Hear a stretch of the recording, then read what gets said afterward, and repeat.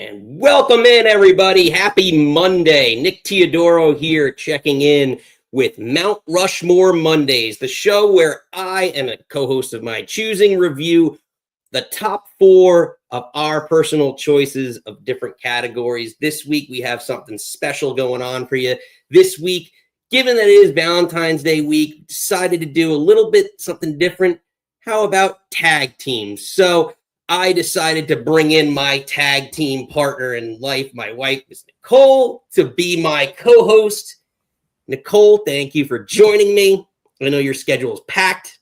So packed, so busy. Luckily, your people have it in with my people, and we were able to make this work. Yes, I know. I was so proud we were able to get together here on a Monday night. But yes, this is the newest show, Mount Rushmore Mondays. Welcome.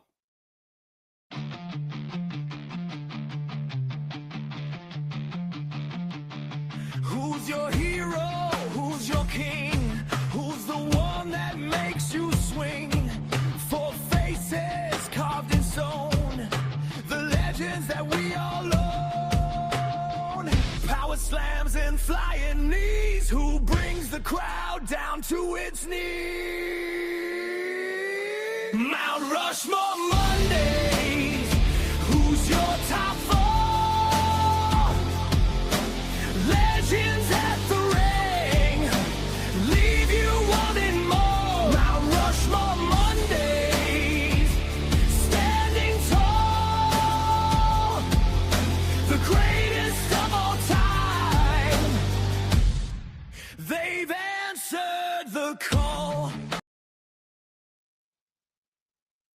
All right.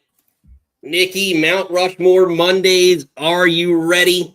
I'm ready. I think this is going to be a little controversial, but I'm going to have you. This is your show, so you start. I know. Very controversial. I know. Already the chat is buzzing. Make sure you smash the old like and subscribe if you haven't already. I know Reese is pretty pumped already about this. I don't know if I did write this out yet. Okay. But yeah, no, we got a lot to get through. So, Nikki, again, it's Mount Rushmore, so the idea is just like the Horsemen, even though there's like 17 of them. There's only supposed to be 4. So we're going to go through one by one who is on your Mount Rushmore for tag teams. Hey, Lisa! Hey, Lise. I want you to clarify, because you keep saying tag teams. Tag teams, yes. WWE and F. Thank you. Because we talked about this for a while. We're like Valentine's Day. We're doing Mount Rushmore tag team. So I had in my brain tag teams. This afternoon, you're like, no, WWE only. And I threw a book out the window because it was like, okay, well, that completely changes my picks. So to me, homegrown WWE. So I feel like there's going to be some controversy here because I feel like I'm already seeing Reese about, the machine guns, not WWE homegrown. So I think yes, I know. But we will get to that. We might discuss that at some point in time on the show. But yeah, we decided we were sticking with just WWE for tonight to make it the Mount Rushmore of WWE tag teams or WWF or WWW. WWW. That's me. Right, yeah, you get the idea. All right, Nikki. Ladies first, as you are my guest on this show. Oh, okay. Again, I don't know go to production meetings, let alone for my own show, let alone your side project. So I wasn't sure who was going first. But if it is me, then Reese, this is also my love letter to you. I went Heart Foundation. I think, obviously, Brett will go off and do, obviously, bigger and better things. But I think back then, I feel like, Lisa's talking about Edge and Christian. Like, you start off in, a tag team. And kind of that's, to me, that used to be your sort of proving ground. And then you would, I almost said grow up, but that's not the thing. But then move up. But I think you had Brett, who was such the technician. And then Anvil coming in as your crazy brute brawler guy. And again, I think when they're their finishing move is like still used, still touted, and everyone loves it. And I think whether 2-time, 3-time, The heart attack was an awesome move. It seems kind of simple that so many tag teams can do it. Yeah. But yeah, it worked out well. You know. Yeah. So 2-time champions, obviously Hall of Famers. Unfortunately, it was after we lost Anvil, but like Natty was there, and that guy kind of messed it up. But it's okay. But I don't want to go too much because we have an expert in our midst, and I know he'll come on and do them more justice than I can. But I know you're reaching on. I guess not to be like the pun, but like a foundational tag team that I think a lot of like archetypes have kind of been based off of. Yeah. So, like, I don't know how you would have a Mount Rushmore without the Hart Foundation. I definitely considered them for mine, and it was kind of like a tough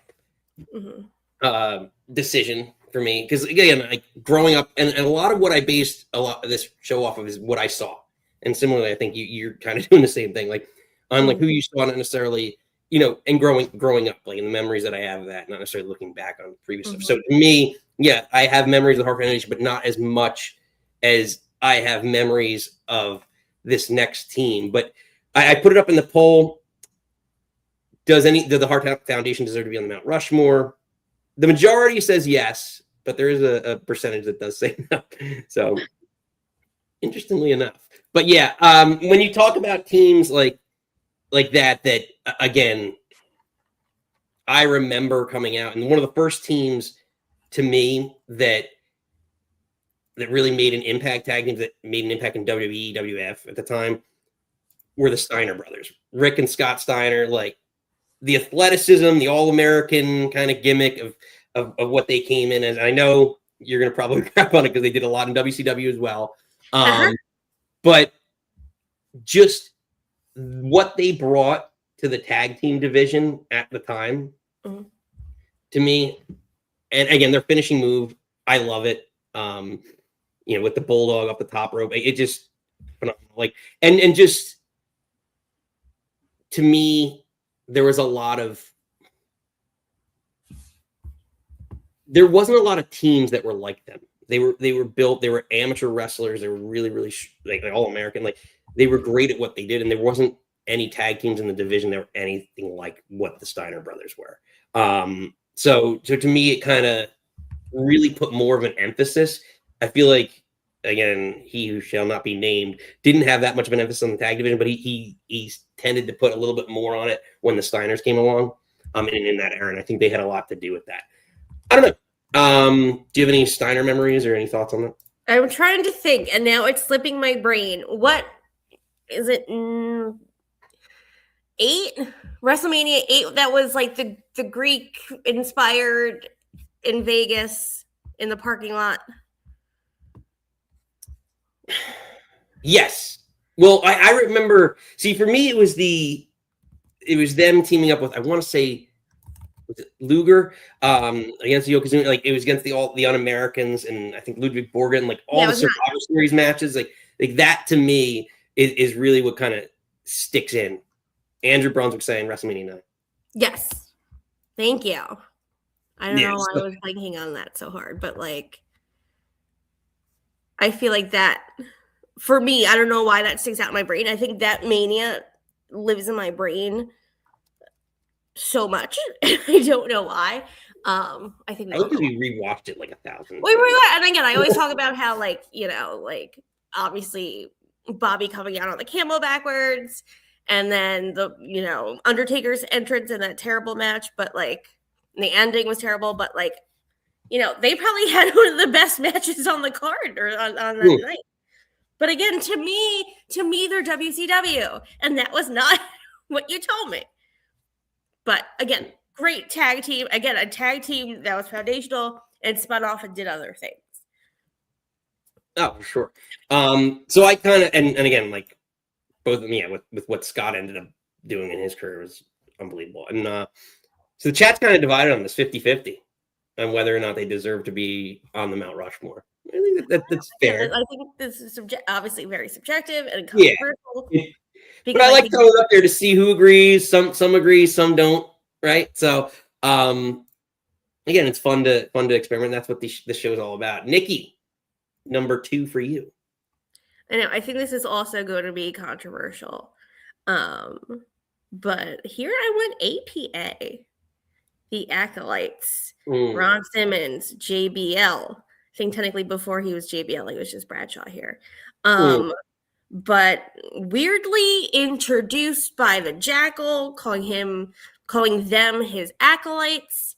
And then, obviously Don Callis left, and then they just got swept up into the Ministry of Darkness with the Undertaker and that crazy run. I know people shit on that run with Undertaker, but I feel like that's prime us watching Raw. And so much remember when they kidnapped, Phineas and Phineas Godwin and made him Midian and all that stuff. But I know everyone talks about, and again, Nick picked his 4 first, and I didn't want to duplicate, but they were right up there in those matches with the Hardys, the Dudleys, Edge and Christian. They were kind of that 4th team. They were in those matches, obviously not the famous TLC matches, but they were right there in the division with them.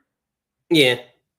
And then and I think, and we had the conversation when you and Josh did the first Mount Rushmore, again, maybe, I don't want to say underrated because I don't know if that's fair, but Ron Simmons, great in the ring. Bradshaw, whatever you feel about him, they were a fun, hard-hitting tag team that just wanted to beat the shit out of people, which I love. Yeah. And then you go to the kind of comedic side when they did become, obviously the corporate ministry disbanded, and then they became the APA. And them drinking, playing poker in the back were some of the funniest segments back then. With them in the door. Oh my God. I just you had to go into that door. And people all the heels or whoever were coming in and trying to, they're their protection. They will take care of you. And it's just some of the them playing poker with Mae Young, classic. And I don't know, obviously the other 3 were more impactful. People talk about them more, but I really love the APA. I love Ron Simmons. Damn. They were so fun. Again, the hard hitting in the ring, the smash mouth, but then when they pivoted to the fun, I think they kind of get lost in the conversation a lot. But to me, I love the APA. I know you reminded me of that, and then I forgot how many times they actually won the tag titles a couple of times, and how good they were, and they carried a lot of just random feuds in the mid card together for so many years. So I know some people have already put it in the chat. Reese has kind of put it out there, and talking about the APA and a team that they have a little bit of history with, but to me can't do well. Before we get to it, actually, really quick. APA is probably the overwhelming favorite.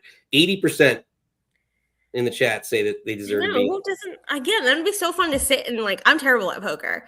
I have no poker face, but I would just love to be a fly on the wall, just and again, all the brawls that they had, when they did the when Tim White got in. What did he get, the Warrior Award or whatever they did for him in the Hall of Fame? And they're they would let them destroy his bar so he could get I need a new jukebox. Let's throw someone into the jukebox. They were just fun. Yeah, that's true. So from the APA to a team that I know that they have some history with. I'm sure they've crossed paths numerous times. I just can't think of a match offhand. But can't have a Mount Rushmore. Numerous people have put it in the chat already. Mm-hmm. Without the Dudley Boys. To me, again, when you talk about the division, the tag division in the WWE, a team that helped revolutionize what tag team wrestling looked like, they came over, brought out the tables. They were edgy, and they were very edgy already, what they did in ECW, but they kept a lot of that edginess when they came over, and really made you interested in what they were doing. Mm-hmm. So obviously we can talk about the TLC matches and everything else, but they're the ones that just consistently kept you interested in whatever they were doing. Then I think they helped get over the 2 other tag teams in that feud, I think the Hardys and Ed and Christian were really owe a lot to the Dudley Boys because I think those were the veterans in that room for those matches. So to me, you can't have a Mount Rushmore of WWE tag teams without the Dudleys.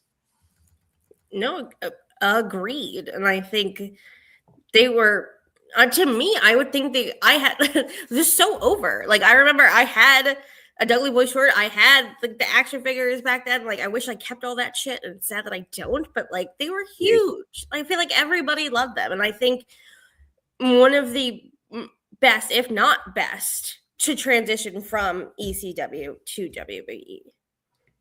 And I know, like, I was like, oh, like, to me, if going back, because I shit on your Steiners, to me at that point, even though they were, ECW kids, to me, they're also very much WWE kids. I feel like the history that they had, even though maybe it was a shorter time, I think has obviously the historic TLC matches. I think their impact in WWE is more impactful. That sounds stupid, but you know what I mean.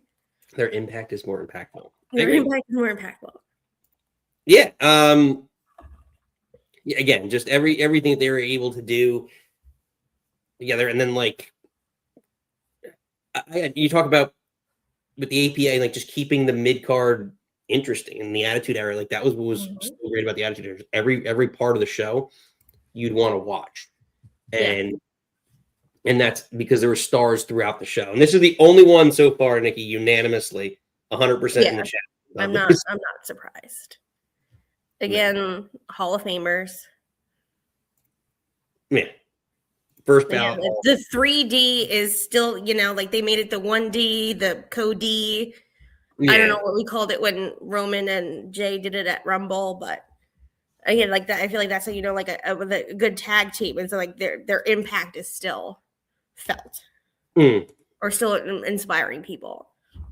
Yeah, exactly. Nikki, only 2 spots left. I know.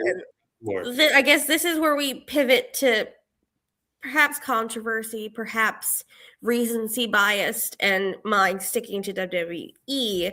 I went the New Day. I think this is such a story of 3 people drowning in the lower mid card that their personalities came together. And again, granted, it took a while. Like when, Xavier Woods came out kind of looking like Malcolm X, trying to get them together. And they were like, you remember the whole big gospel that they did? Yeah. And then they kind of went. We will no longer be held down. And yeah. It was basically, we thought it was going to be a Nation of the Domination. Yeah. And then sort of just pivoted into this more Healy part of them, but like the comedy, fun heel part. And then basically then they just got cheered and they turned them faces. And then the crazy stuff that they did together, all the unicorn stuff and like JBL screaming unicorn stampede when they do the kicks in the corner, and to the bootios and the pancakes and throwing the Big E pulling pancakes out of his singlet, hysterical. Yeah. Kofi Kingston stepping on the pancakes to not be eliminated from the Royal Rumble, them hosting WrestleMania, Francesca, the trombone that I had to remind you of. I know. I can't remember because we know of Francesca Chini. I know, wrong Fran. But I remember how heelish they were early on, like for a while. And it was just like they were dominating, and they were booked so dominant. Like it was really like, oh man, like I didn't think they were ending Raws. Yeah, and I think this introduced newer kids to the Freebird rule. Obviously, the Freebirds ruled because of the Fabulous Freebirds, but like them doing it, like for the majority, it was Big E before he got injured, and Kofi. They all kind of spun out, and Kofi and Big E were champions. Xavier Woods got King of the Ring, which he was like over the flipping moon about. They also were Raw, SmackDown, and NXT champions. I don't know. I think maybe it is the recency bias, but I think we will look back and see what they've done. It was really incredible. Yeah, I mean, and again, and when you talk about things that, like, to me, especially as the like era transitioned, now it's more you have to be entertaining behind the scenes, even so, more so like than in the ring, and they were able to do that and just keep you interested in everything that they were doing. So yeah, I do appreciate what they've done. Like, I just think in the ring, like, they're not like a technically sound or dominant like tag team. Like, I think there's a lot of ways like the Big E Kofi version was just kind of like, I guess, similar maybe to a rougher version of like Anvil and Bret Hart to some extent, but Bret nowhere near as a good technical wrestler as Bret. And like, I don't know, it never gelled with me in the ring, but like them outside of the ring and what they were able to do to keep me interested in their matches really was what kind of sets them apart. So it's kind of divided too. This one's 60-40. Yes. Yeah. No, I get it. At least I see you. I am kind of shitty a little bit with this free bird sort of rule here. But again, they are most tag team reigns. Yeah. They have the most reigns, and then Usos have the most days, I believe. If I could read Google right. But I think this is a Hall of Fame down the road. They'll definitely be in the Hall of Fame. Oh yeah. And like what them doing now, I want more for them right now because I feel like they are on a lull. I did like that kind of heel turn, and they were mourning losing the tag belts, and the big fucking hat was great. I just think we didn't see them on TV enough, and I don't know what Grayson Waller's doing. But in the heyday back in like what 16, 17, 18, they were top. Yeah. No, I agree. So from that standpoint, when you talk about tops, like, I'm gonna go to a team that was one of the first tag teams that I ever got exposed to, and I just thought everything about them was 100% badass. I'm talking about the Legion of Doom, the Road Warriors, Hawk and Animal. Just every match that they were in, to me, was just interesting. And even later in like, and now like looking back on it, the DX, like when Billy Gunn was like shaved Hawk, like one half of Hawk's mohawk and like all that stuff, and I was like, oh, I hate Billy Gunn, like, but I was just like, yeah, like I guess DX needed to get over, but these guys were just, everything about what they did were just incredible. Like, they were stars. Like, they were a different team. Like, when you're talking about like similar vein of like the Steiners in a lot of ways, super athletic, but these guys could have individually, in my opinion, been main event type of talents. Like, they had that look.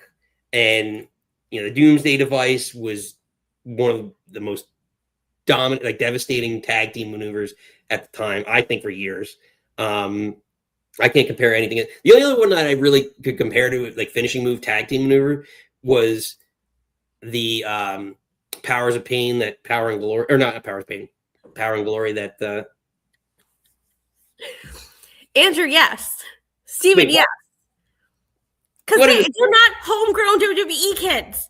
They made Demolition because Vince McMahon could not get LOD. Is LOD a great tag team? Yes. Yeah, but I grew up when they were in WWE. They were still, to me, not homegrown. Whatever you want to do, this is subjective. See, I knew this was going to be controversial when you come here. You should have just made it tag teams. You told me WWE, and that's what I did. You're a little trickster here. No, I'm talking about my memories with them. What that? You guys are killing me. All of you. Not homegrown. I'm saying in WWF, their memory. Nikki went off of homegrown. I'm talking about memories. You guys are killing me. You guys are killing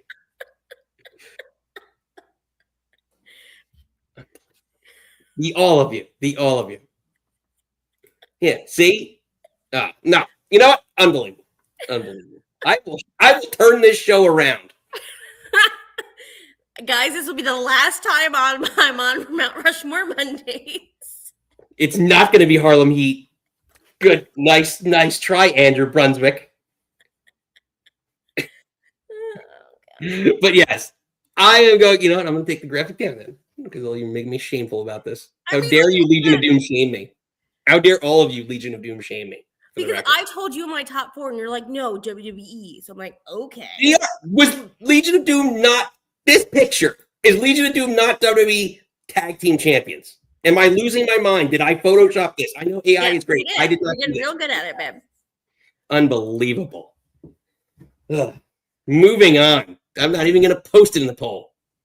I love you. Everyone's going to say LOD, obviously. Our love language is shitting on each other. That's what we do here, babe. Relax. Okay, Steven.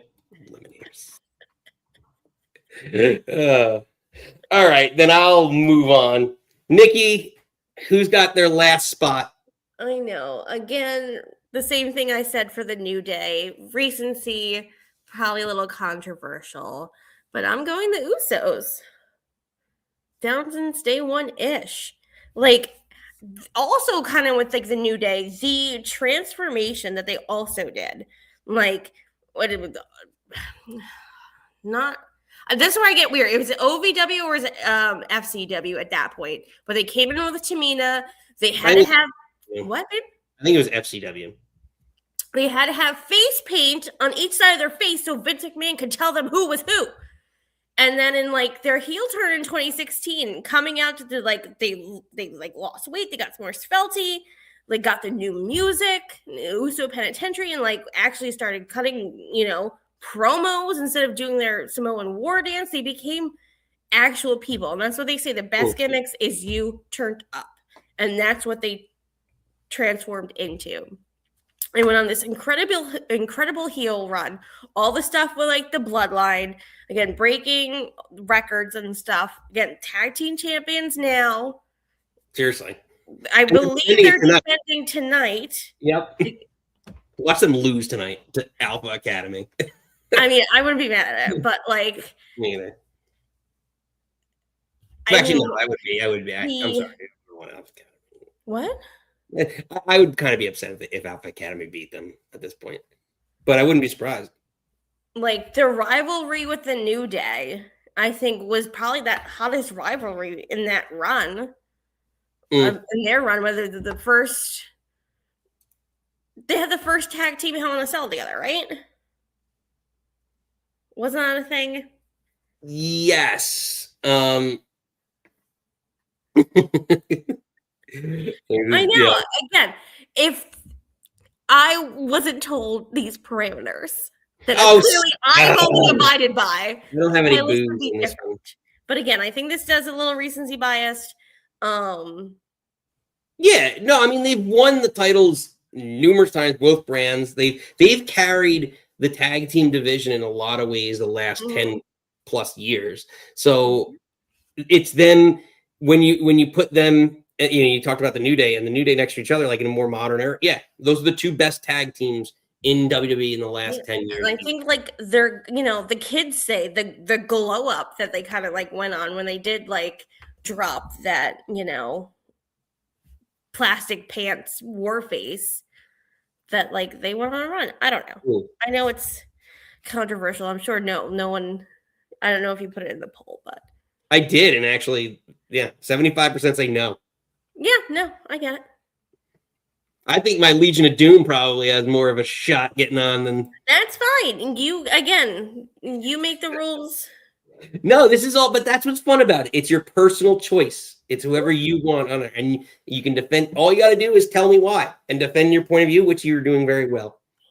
So, to me, last spot hasn't been mentioned. We talk about teams and their influence in WWE and changing the division. To me, I already mentioned the Dudleys, but can't mention the Dudleys without the Hardy Boys. Again, you talk about the ladder matches and all the crazy death-defying stunts, whatever it is, whatever you want to call it, the moves that Matt and Jeff would perform on a daily basis, or weekly basis, with their matches. Everything. The TLC matches, ladder matches, everything that came post the Hardys, they viewed tag teams just like I said, LOD or the Steiners. tag teams were viewed differently, and maybe to your point, the Hart Foundation tag teams were viewed differently when the Hardys came around, and everything changed in the Attitude Era for the tag teams. And this is one team I think you can't have a Mount Rushmore without. This is the only one I'm upset that you picked, because this was my real Mount Rushmore. They were just so cool, and just like every time they came out, it was something different, and you didn't know sort of who was flipping out this way and who was doing that. And then just like their posters were also low. I had the WWF magazine, and there was a spread of them on motorcycles, which was on my wall. Like those were like my guys. I think they were everyone's guys. And then you were upset when they broke up, and you were happy when they got back together. You're upset when they broke up, and you're happy. But just like, this is like a tag team that has just like always been together. I know they come apart, they come back together, and again, they've done it. Wait, you can say WWE, TNA, NXT champions, like ROH champions. We're sticking to just WWE. I know. Ooh, everyone is really following rules here. But I just feel like much of like some of the other tag teams that we're talking about, they just kind of like transcend. Yeah. And again, their moves are still, the whisper in the wind, or the Uso in the wind. It's like, again, I think you're a lasting tag team and a foundational tag team if people are still using your stuff today. Again, they're still right. Poetry in Motion was off the back, and where you did the. Well, I know. Is that Poetry in Motion? I think that was Poetry. I know they do it with, because they said Uso in the wind. Yeah, no, that's the corkscrew. But the one where like Matt would go down on his knees and like Jeff would just jump. Yeah, I think that was called the. Anyway, all their moves are still being used. I think this is the one tag team that I would have fought for myself, but yours. No, fair enough. Also, I feel like the transformation that they've done, like, do you remember, like, they were managed by Michael P.S. Hayes with him wearing those like weird 90s shirts, and then they with Terry Reynolds, and I remember whatever, I think it's Survivor. Is it Survivor? It's one of the big four, when Terry wants to go out and Jeff was like, Terry, no. Oh my God, that's like burned into my brain. And then obviously all the stuff with Lita and Team Extreme and all that fun stuff. And then obviously, I know, but like they reinvented themselves, in TNA and doing the Broken Universe and doing some version of that back in WWE. Yeah. It's just like they like constantly evolve and change. And I think to me, I know this is your pick, but they're one of my topsies. No, I agree. And I know, and we'll get into it before we open up the phone lines here. We want to hear from all you. What is your wrestling WWE? Who knows? Tag team Mount Rushmore. We will throw it out at some point in time and do all tagging, because again, you could open it up out there to a million others. You talk about Motion Machine Guns, Young Bucks, FTR, just Lucha Brothers, and then all the, I don't know, because I feel like there was a lot of, like we were talking when we brought up Demolition on when you and Steven were at 80s Con, that like all the Expresses and all the other stuff, there's like all these great tag teams out there, but I feel like that was not in this purview. Yeah, I was trying. It was in WWF or WWE in the last how many years? 42 years plus. Of what? Oh. Of WWE, WWF. Well, that's just Mania. I don't know, but so as I'm gonna throw that up there, we will get everyone going. I'm gonna throw in the call-in link in the chat and pin it up there. Let us know who your Mount Rushmore is. So Nikki, as we get teed up for that, do the Hardy Boys deserve to be on the Mount Rushmore? 75% say yes. 75. Yeah, I thought it'd be a little bit more unanimous as well, but no. I know. I'm waiting for Lisa to come on, because I feel like I purposely did not pick Edge and Christian. I know. Quickly, I know. Lisa did mention that. And then I know because we kept throughout the New Age Outlaws too, and I literally, I tell the story on the podcast. My 11th birthday, I went to Raw. My neighbor bought me this shirt that said "Due to the Doghouse, Doggy Style." I'm 11 wearing that shirt. But then, like, going back and rewatching stuff, they're terrible. Like, Road Dogg's not a good wrestler. Could he cut a promo with the fun every night, every Raw opening with them? Absolutely. Lisa opened her wedding like that. Perfect. But, like, where does they're just a good promo versus, I don't know. And, like, 11-year-old me would be very upset at myself. She'd be like, Hardy Boys, I think APA, Dudley's, New Age Outlaws. That's fair. All right, Nikki. Well, let's open up the phone lines here from buddy from overseas, Reese. I know, Reese. Let's hear you chiming in. I want all of it. Your Heart Foundation, Brett and Jim Anvil, Heart Foundation, Owen and Jim, and then Bulldog. Owen and Yokozuna. And British Bulldogs. Are you trying to guess my four? Or are you just saying randoms? Yeah. Both. And who's the other one? I'm gonna say Davey Boy Smith Jr., Tyson Kidd. yeah. The Heart Dynasty. Pff, they sucked. I know they were pretty bad. They were awful. They were awful. You got one right. Definitely the original Heart Foundation. Like, without a doubt. Plain and simple, and this is the end of the line. WWE have never had a tag team that comes close to the Heart Foundation. Like, at any period, past or present, no one comes close to the original Heart Foundation. That's just how good they were. Like, they set the tone for, like, tag team development. They set the standard for having the best match on the card every night, whether it be a house show, Saturday night's main event, whether it was a pay-per-view. You went in expecting your main event to be good. That you knew coming out of the show that the Heart Foundation was going to be the best match on the card. That included the Rockers, that included the Bulldogs, again, an amazing tag team. Even the morons we now defunct called the Nasty Boys. Like, they even gave them a great match at WrestleMania 7.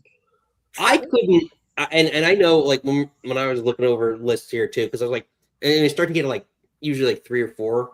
You start getting like, and I don't know. I started looking at it, like, how the hell are the Nasty Boys? I don't remember anything about the Nasty Boys being anything interesting. Nope. Other than the pit stop, and that wasn't even interesting to me. That just annoyed me, and it was just disgusting. I mean, in '91, it was fine to be a Nasty Boy because at least at that point they could work. But after that, they went downhill. They went massively downhill. But at one point, they were genuinely good, but did a phenomenal match with the Heart Foundation in '91. That was the match that probably where they're like, yeah, Brett, go and be an Intercontinental Champion. Just go. just go. So, yeah, that's your moment. Second tag team, well, since you said WWE only, even though you kind of broke your own rule by saying Legion of Doom, but I get why you said... Why is everyone giving me shit on this? How am I breaking... They were in the WWE... So, technically, by your standards, then technically we're allowed to say Motor City Machine Guns, but nobody's going to say them because they're in catering, and nobody picks a catering squad. No, but that's the idea. Just to clarify, that's the idea. Is you could say, all right, they had a run, but in that 1 year that I thought, that impressed me enough, they changed division. In their time in WWE, they don't have to be homegrown in that sense. They have to have spent time in WWE. That's really it. If they spent 5 years. So in other words, in essence, what you're trying to say is, this is my channel. I'm flipping the goalposts, and that's the end of it. That's flipping the goalposts. It's all right, dude. I do all the time. You ask me ridiculous questions on my channel all the time, and I've got evidence. So I flip goalposts just as bad as you. So it's okay. So with your logic, then that you've used, I will also name the Legion of Doom. I actually was a fan of the Legion of Doom. Except for the hide and right clown version and the draws being included, that was a disgrace. I don't count I that. never like. I only care about Hawk Animal and Paul Ellering. Like that was the Legion of Doom for me. I don't care about anyone else. You want to laugh really quickly for tomorrow's? By the way, Reese, keep tomorrow. I will be there. Pillar Pusher part. One of the names suggested was Legion of Doom with Paul Ellering, and I was like, how could I do that? How could I do that game with Paul Ellering? And people like I feel guilty. Fair enough. With those three, but anyway, I Great mention. Great mentions. Number 3. See, people are going to think, oh, I'm going to go and say some like absolute random names, but I'm not. I'm going to be straight to what I like in tag team wrestling, so you're safe.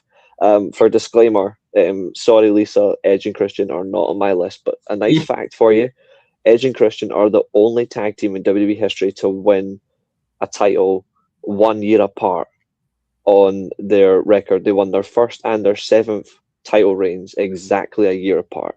So there's something for you. The Hardys. You know they're going to win the titles in AEW. You just feel like it's coming. I don't think they will. The Hardys are one of my favorite tag teams of all time. They're not on my Mount Rushmore as well for this. But they're on like an overall widespread. They're not on my WWE one, so that might shock people. So third is London and Kendrick.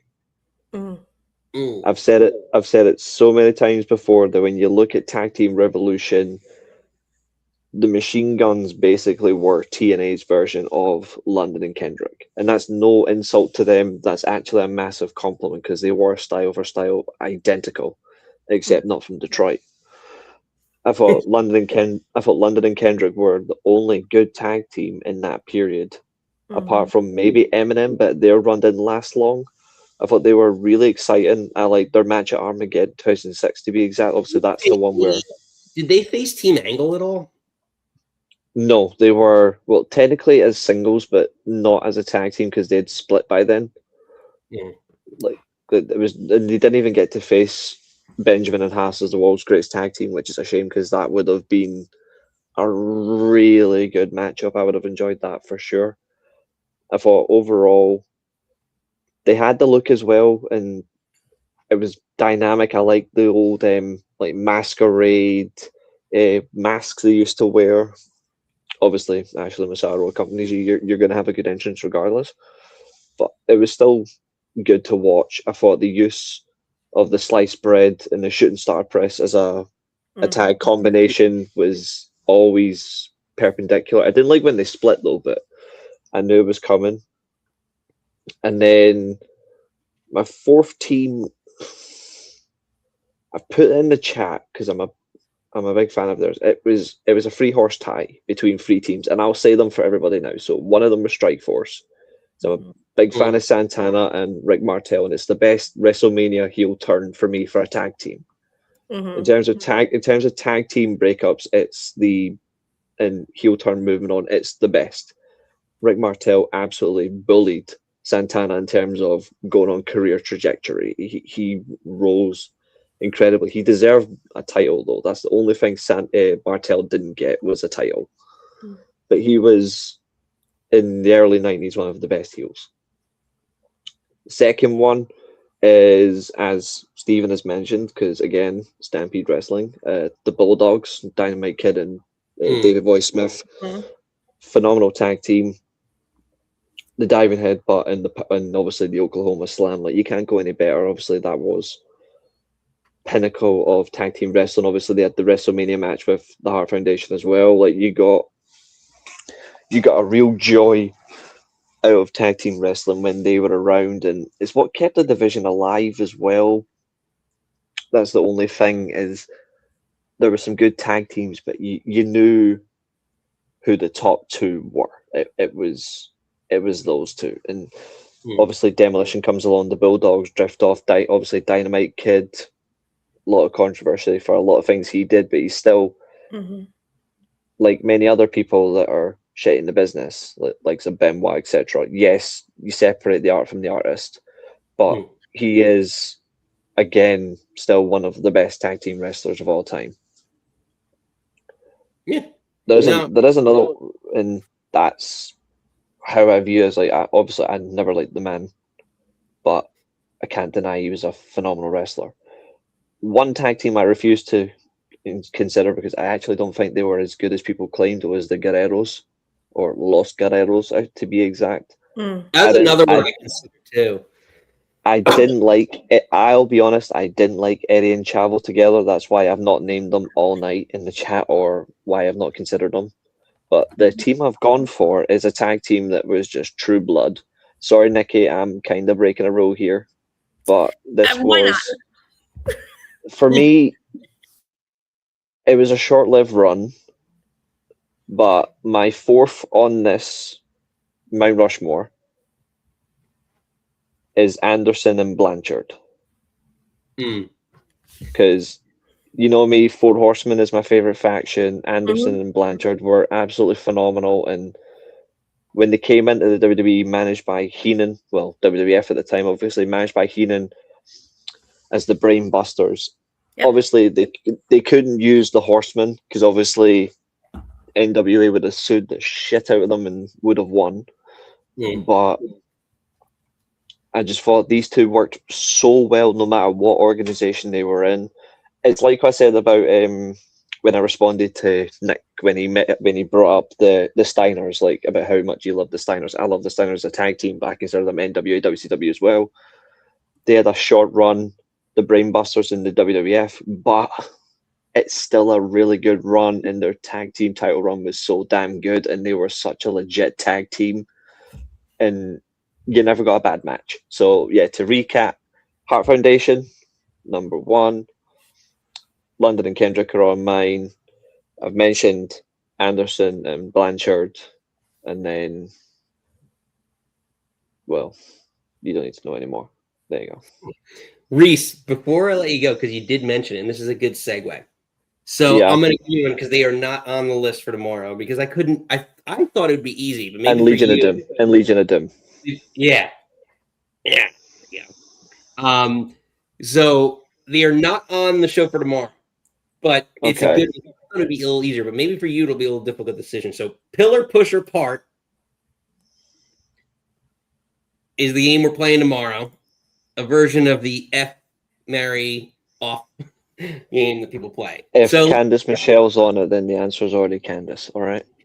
But no, let's do those 4 horsemen, right? You got Ric Flair, Arn Anderson, and Tully Blanchard. Pillar, Pusher, Part. So your pillar is your franchise, your main eventer that you're giving the belt to 3, 4, 5 times. You push someone, you give them maybe a mid card or a run at the title, and then you got to get rid of one. Oh, you sick bastard! That's what Pillar Pusher Part is all about. Who goes? So you want me to do this one right now? Yeah, because this is not on tomorrow. It's a good segue.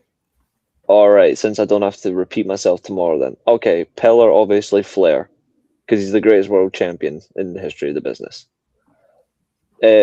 Respectfully, Push is, for me anyway, I'm pushing Arn.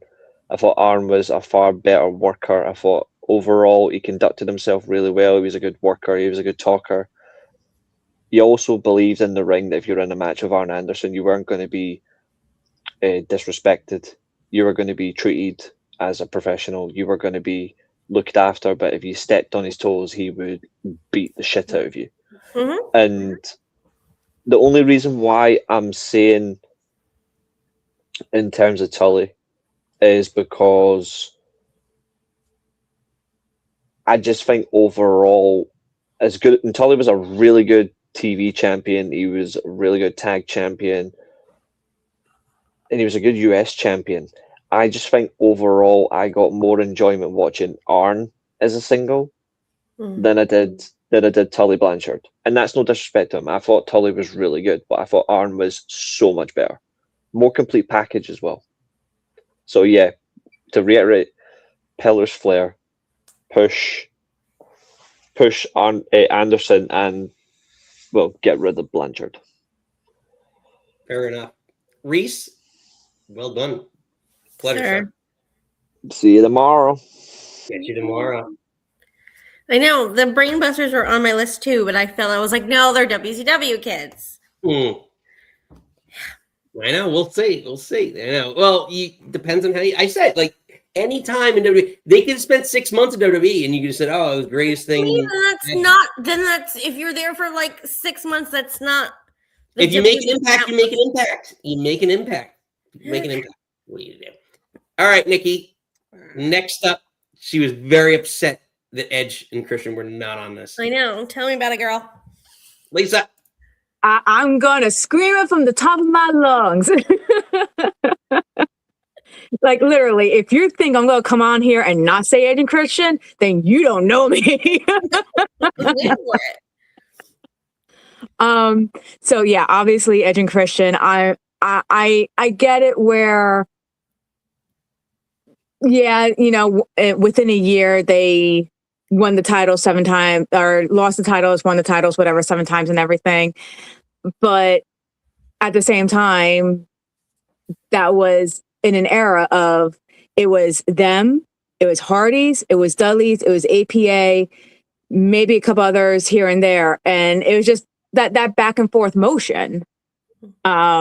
Especially since they had those matches. They had the TLCs, the table matches, the whatever else they were doing. So I mean, they were the highlight of the tag team division at the time. So yeah, it's gonna happen. You want to pause for 5 seconds for the benefit of flash photography? Sure.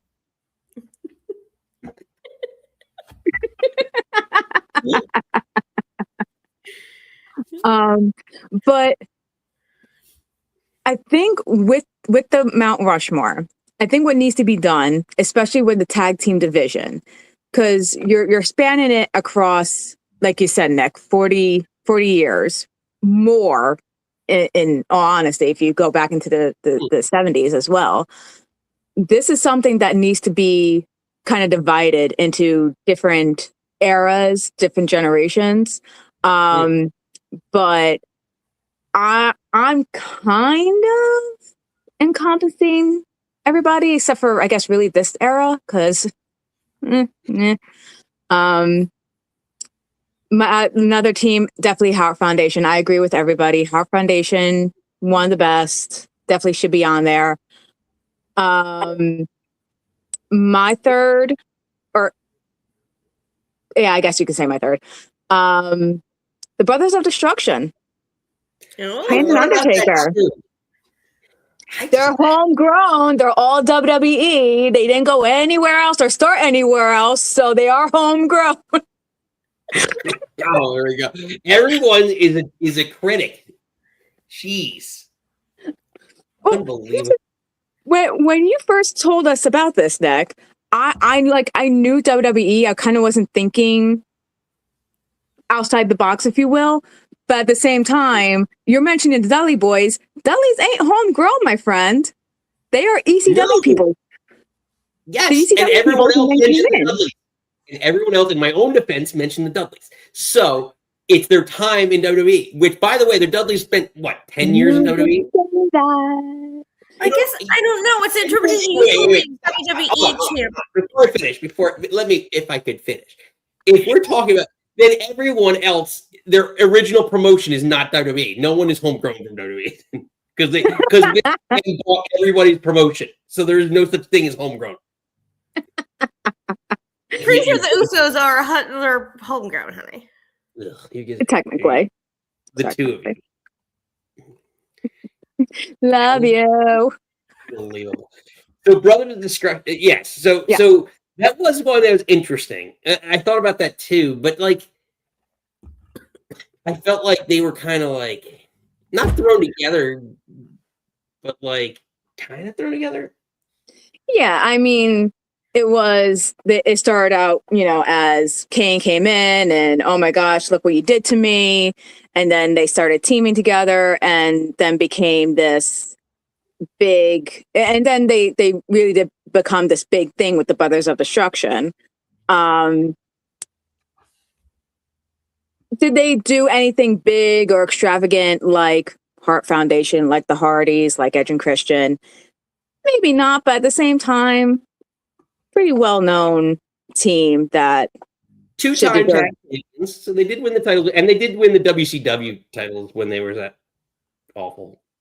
Well, I'll also say, I know we were joking about, obviously, me, Mark Callis, and whatever Isaac Ingham was doing before. He was a God, Christmas tree guy. But the characters of Undertaker and Kane are homegrown in WWE. Yes. Yes. It wasn't me, Mark Callis, and the Christmas tree creature.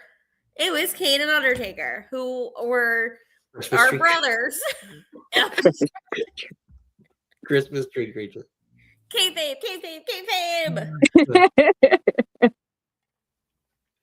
Like, Lisa, Reese wants to know, where does Money Inc. rank for you? didn't even think of them because again, there's just there are so many tag teams. You're from, let's say, the 70s to now. So many great tag teams. That's why, again, with something like this, maybe it be different eras, different generations, whatever the case is. Money Inc. didn't come to me because so many, and I would definitely put them on a Mount Rushmore, whether it's a collective tag team or a specific era tag team. They were amazing. I thought about them as tag teams, but I couldn't consider them like it was kind of like.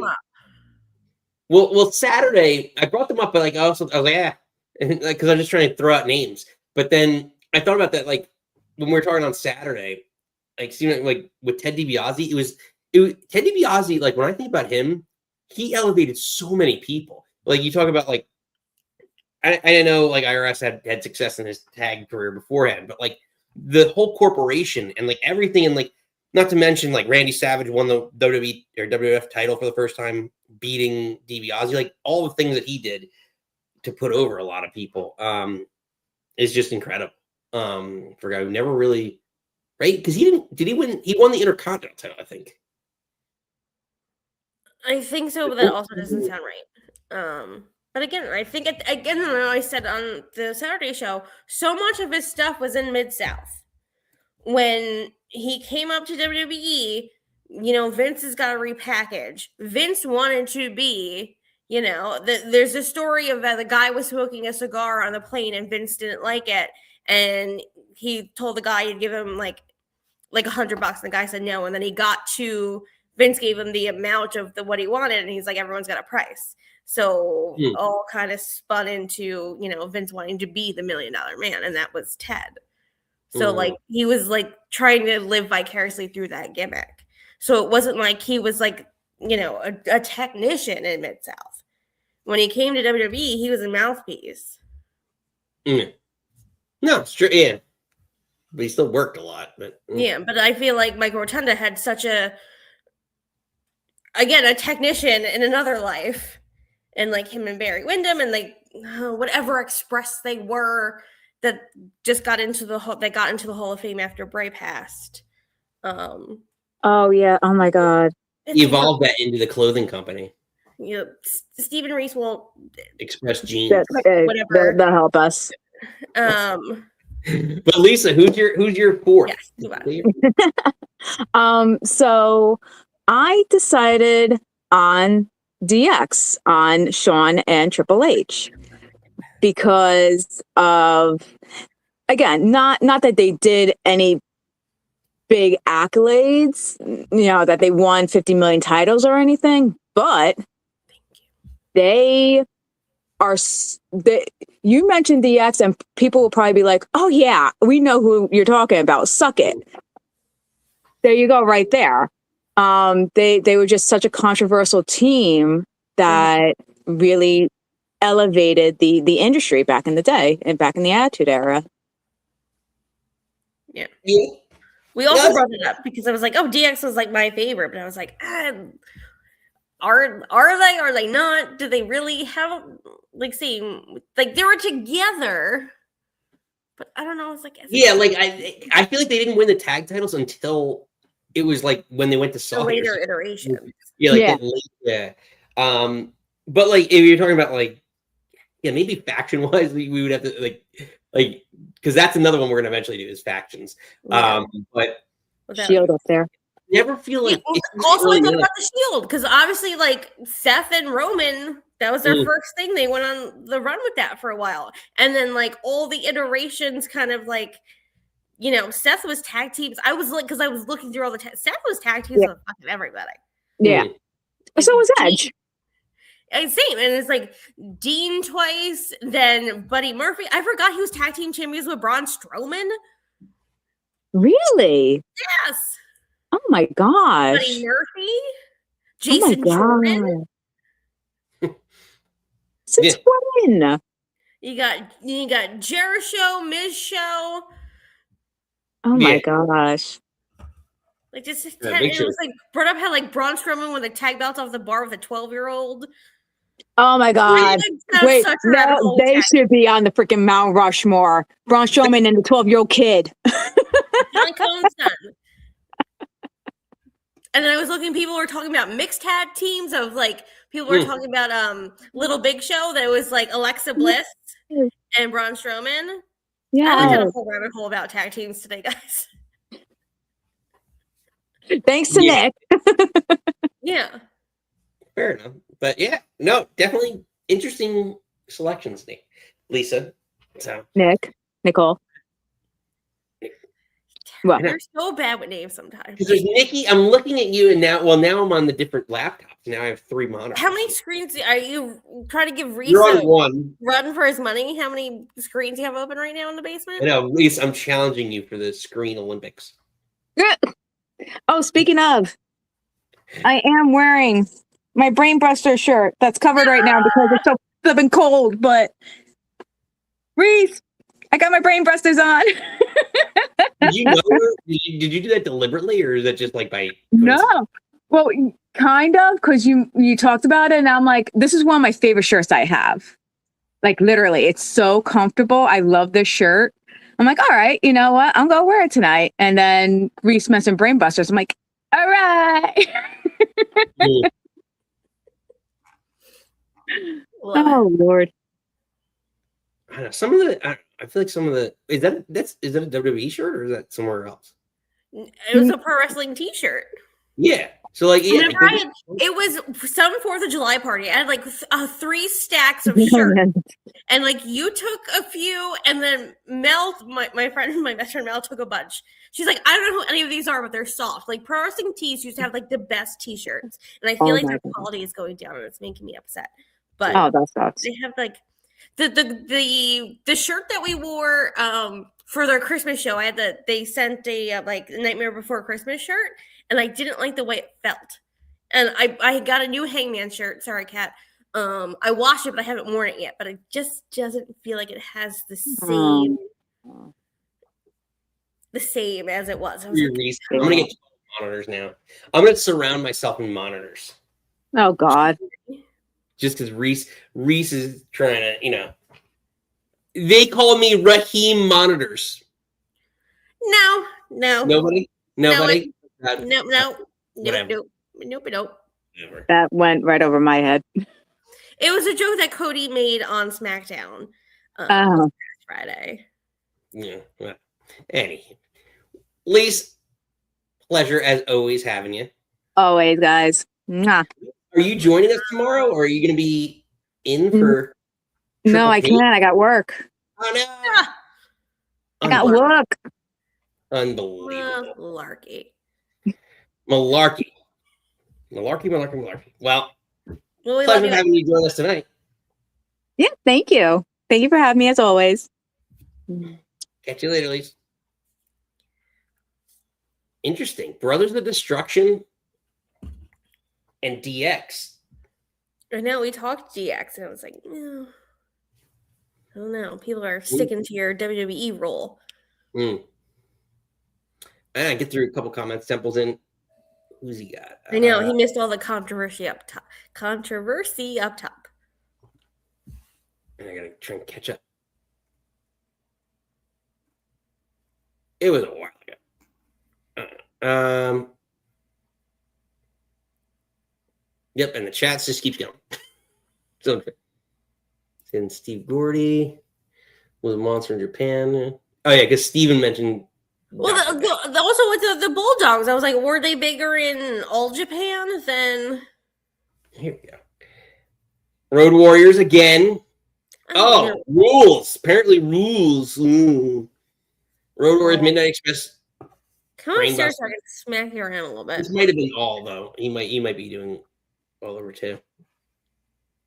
But yeah, it's an interesting one. Again, top tag teams, WWE.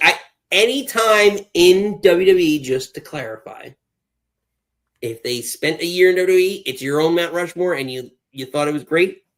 Great. It is. I feel like that's cheap.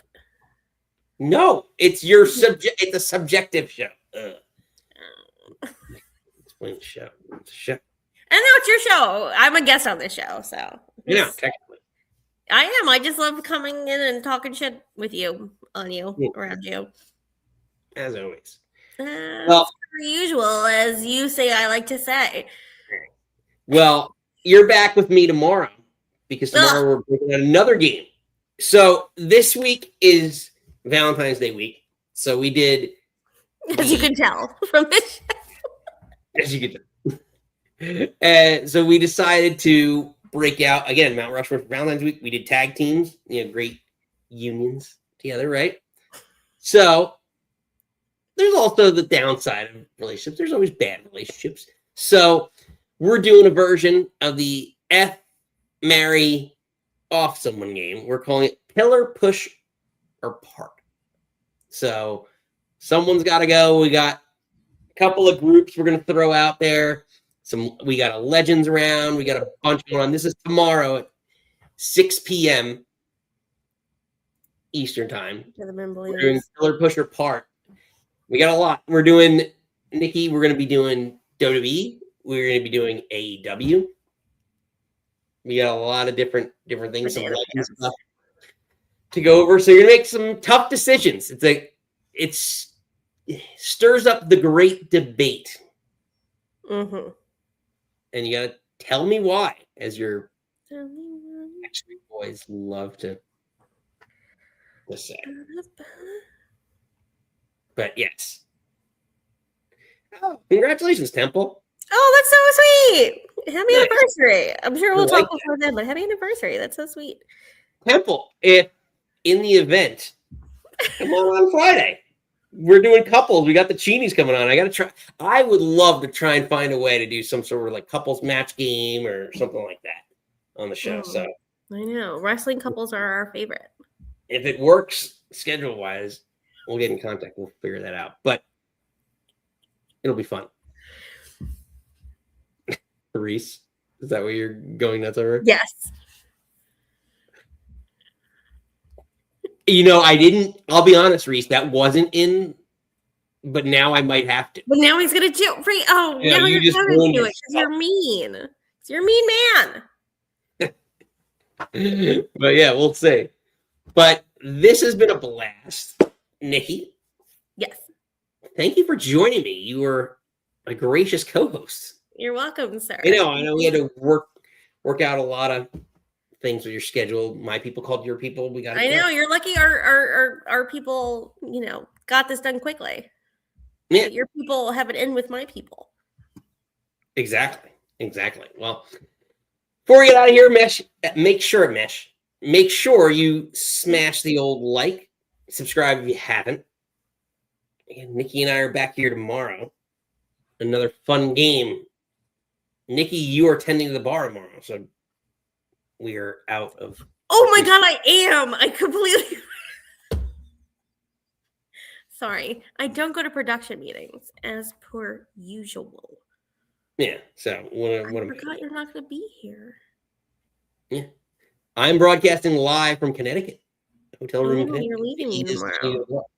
So I might do it up here, though. I don't know. Well, You got to figure out where you're doing it. You're a broadcaster, so you're a professional. I don't know. I mean, it's easier for him to be up here. I don't know. Production meetings.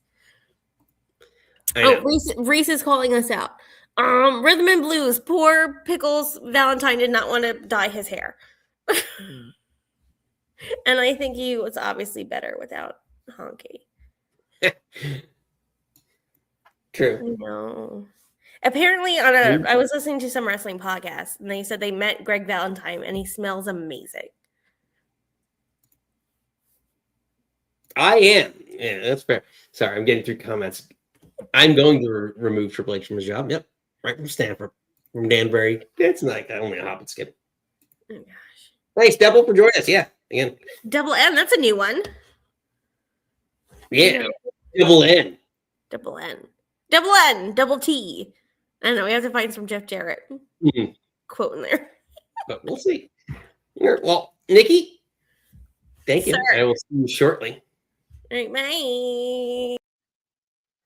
Yeah, and we'll catch you all next time. Thanks for joining us here on Mount Rushmore Monday.